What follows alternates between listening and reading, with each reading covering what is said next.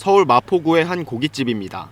이 가게 주인 70대 안모 씨는 이웃들을 불러 모아 부자가 될 수 있다며 투자를 권했습니다. 자기 남동생이 LH 본사에서 다니고 있대. 모래 사업을 하는 무슨 사장 7명한테 자기 돈이 간대. 수익이 거기서 나면 내가 너한테 이부 이자를 줄게.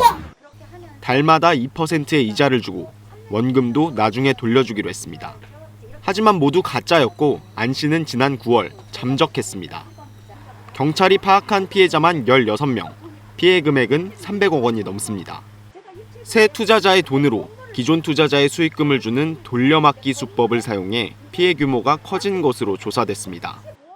결국 안 씨는 도주 우려가 있다며 구속됐고 범행을 도운 안 씨 딸에 대한 경찰 수사도 이어지고 있습니다. 이러한 폰지 사기는 가산자산 등으로 범행 대상을 넓히고 기업화하는 등 수법이 교묘해지고 있습니다.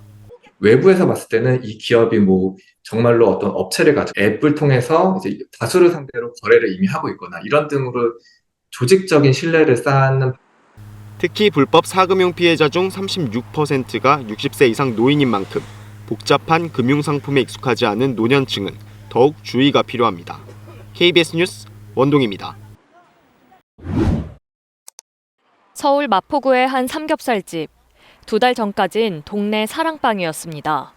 소문난 부자였던 가게 주인 70대 안모 씨는 이웃들을 불러 모아 돈 버는 방법을 알려줬습니다. 이제 너 부자 돼야 되지? 그러니까 돈 나한테 갖고 와? 안 씨가 투자를 권유한 건 LH 모래 사업.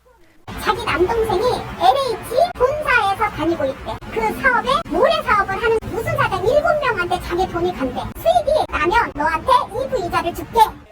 월 2%의 이자를 주고 원금은 사업 수익이 들어오면 돌려주겠다고 했습니다. 근데 돈 있으면 참지 나 참아. 얼른 돈을 벌어갖고 하려 그랬지. 이자 8불짜리 얼른 많이 해요. 피해자는 이 말을 믿고 2021년 8월부터 45차례에 걸쳐 35억 원을 안 씨에게 건넸습니다. 또 다른 이웃들도 대출을 받거나 전 재산을 털어 투자에 나섰습니다. 하지만 이 모래 사업은 가짜. 몇 차례 주던 이자도 다른 피해자에게서 뜯어낸 돈, 이른바 돌려막기였습니다. 우리 입장에서는 다른 사람은 안 해줘, 너만 해줘. 이렇게 가까이 있으면서도 말을 할 수도 없는 것이고. 지금까지 확인된 피해자만 17명, 피해 금액은 250억 원이 넘습니다. 안 씨는 딸 명의 계좌로 이 돈을 받아오다가 지난 9월부터는 연락을 끊고 잠적했습니다. 안 씨의 집 앞에는 모녀가 명품 쇼핑을 하면서 사용한 카드 명세서만 쌓이고 있습니다.